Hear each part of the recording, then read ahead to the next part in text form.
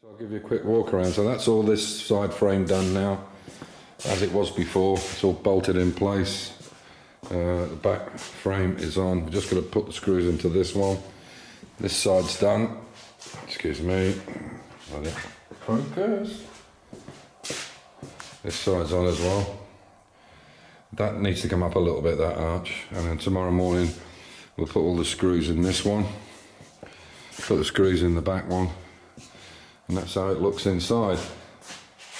Obviously we've got the sheet in there and over there for the inside, so the inside will be decked as well, but it won't be beaded. There's no point. And then we're going to make this roll tomorrow.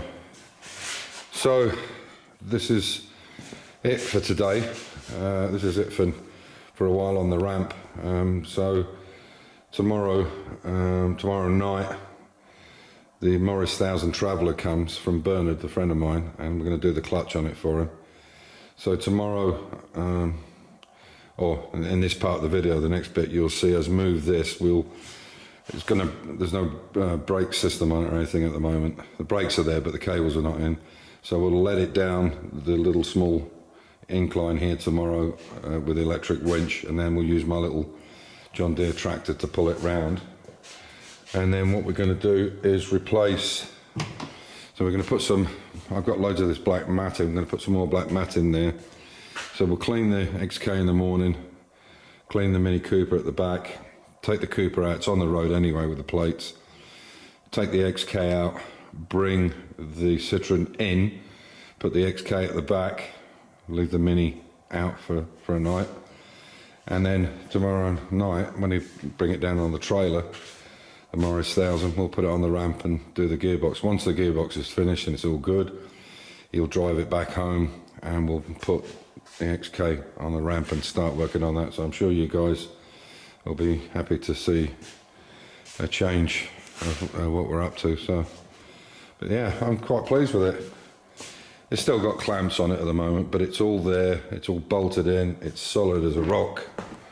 And even here, you can see I've done this. It's not attached at the moment. I've got to put a flange on the back of here to work, and I'll actually extend this piece in the corner, and this piece I've cut it too short, so I'll put another piece on that so it fits nicely around that edge. And yeah, and even that will fit if I lift it up.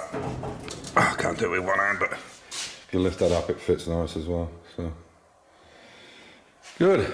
And we've got the two Massey Ferguson lights. I'll get them and I'll show you.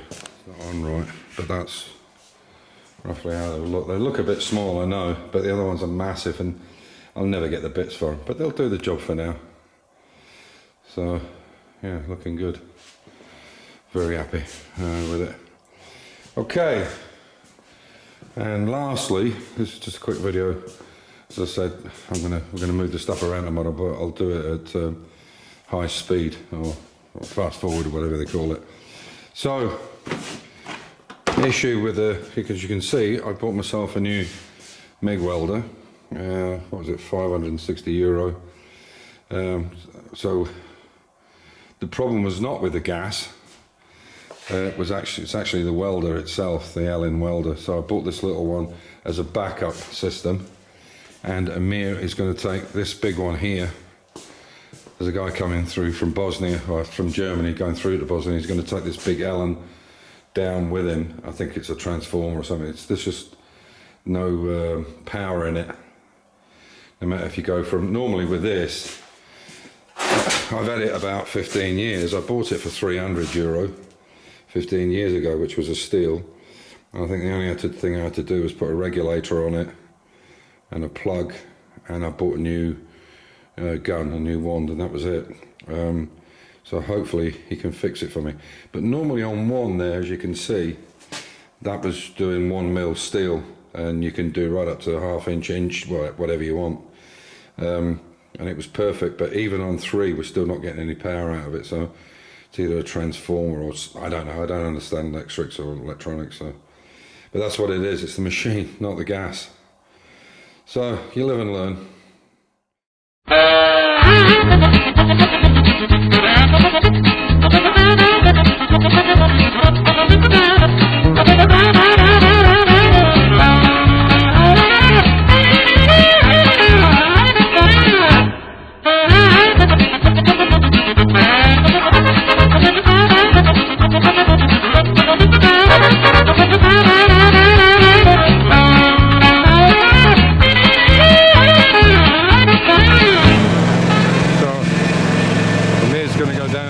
Pick up a big piece of plastic. So there's the XK, there's the Citroen back round here, and we've got all the cars out the front here.